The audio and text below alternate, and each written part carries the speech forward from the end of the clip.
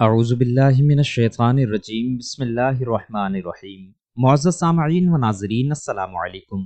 लेकर आया हूँ आज फिर से आपके लिए एक बहुत ही बेहतरीन सा वीडियो, जिसमें मैं इंशाअल्लाह ताला शबे बरत में, जो शबे बारात की रात आती है, इस रात में मगरिब की नमाज के बाद 6 रिकत नफल नमाज अदा की जाती है। इन्हीं 6 रिकत नमाजों का मुकम्मल तरीका बताने वाला हूँ। इस वीडियो को देखने के बाद इंशाअल्लाह अज़्ज़ा वजल कोई दूसरा वीडियो देखने की आपको हाजत या जरूरत नहीं होगी। मुकम्मल तरीका बताने वाला हूँ। आगे बढ़ने से पहले बस एक गुजारिश है, अगर अभी तक आपने हमारा चैनल सब्सक्राइब नहीं किया है तो सब्सक्राइब कर दें और साथ में बेल आइकन भी जरूर दबा दें। मुअज़्ज़ज़ सामीन किराम, 15 शाबान की रात में 14 शाबान का दिन गुजरने के बाद जो रात आती है, वो रात 15 शाबान की होती है। मगरिब के वक्त से डेट तारीख बदल जाती है इस्लामी महीने में, तो 15 शाबान की जो रात आती है, इस रात को शबे बरत कहा जाता है। मगरिब के वक्त से तुलुए फजर तक ये रात शबे बरत की रात है। अब इस रात में मगरिब की नमाज के बाद 6 रिकत नफल नमाज अदा की जाती है इशा की नमाज से पहले पहले। तो वो 6 रिकत किस तरह से अदा करनी है वो तरीका बता रहा हूँ। सबसे पहले तो आप मगरिब की नमाज अदा करें, क्योंकि वो फर्ज नमाज है। फर्ज नमाज के साथ साथ सुन्नतें अदा करें, नवाफिल अदा करें। अदा करने के बाद आप इत्मीनान हो जाएं, सुकून के साथ खड़े हो जाएं। खड़े होने के बाद 6 रिकत नफल नमाज आपको अदा करनी है, वो भी 2-2 रिकत करके अदा करने हैं। 2 रिकत पढ़ने हैं, सलाम फेरने हैं, फिर 2 रिकत पढ़ने हैं, फिर सलाम फेरने हैं, फिर 2 रिकत पढ़ने हैं, फिर सलाम फेरने हैं। यानी 2-2 रिकत करके 3 मरतबा में 6 रिकत अदा करेंगे। सबसे पहले आपको 2 रिकत नफल नमाज की नियत करनी है। नियत आप जिस तरह दूसरे नमाजों में करते हैं, नफल नमाजों में, उसी तरह से आपको नियत करनी है। बस जहन में एक ख्याल लाना है कि इन दोनों रिकतों के वसीले से, सदक़े से अल्लाह तबारक व तआला मेरी उम्र में फराखी फरमाए, मेरी उम्र में बरकत फरमाए, मुझे उम्र दराज करे। ये जहन में रखें। यानी उम्र दराजी के लिए, उम्र में बढ़ोतरी के लिए आप ये नमाज अदा कर रहे हैं, जहन में रखें।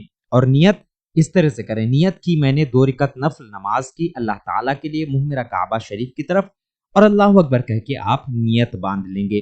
नियत बांधने के बाद दूसरे नमाजों में जिस तरह से आप सूरह फातिहा यानी अल्हम्दुलिल्लाह रब्बिल आलमीन का सूरा पढ़ते हैं, उसके साथ कोई सूरा मिलाते हैं, मिला लें।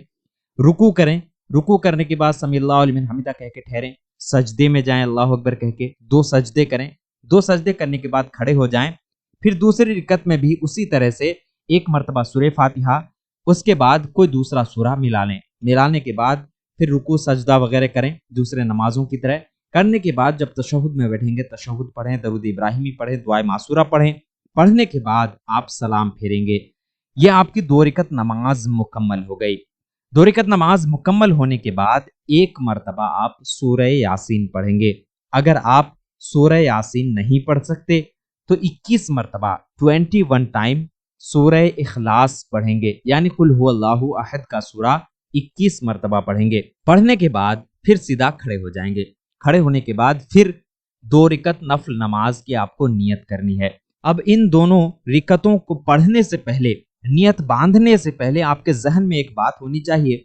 वो बात यह है कि अल्लाह तबारक व तआला इन दोनों रिकतों की बरकत से मेरे घर में बरकत अता फरमाए, मुझे आफतों बलाओं से हिफाजत फरमाए, महफूज फरमाए। जहन में ये रखनी है कि मुझे बलाओं, आफतों, मुसीबतों से अल्लाह महफूज रखे और मेरे घर में बरकत नाजिल हो।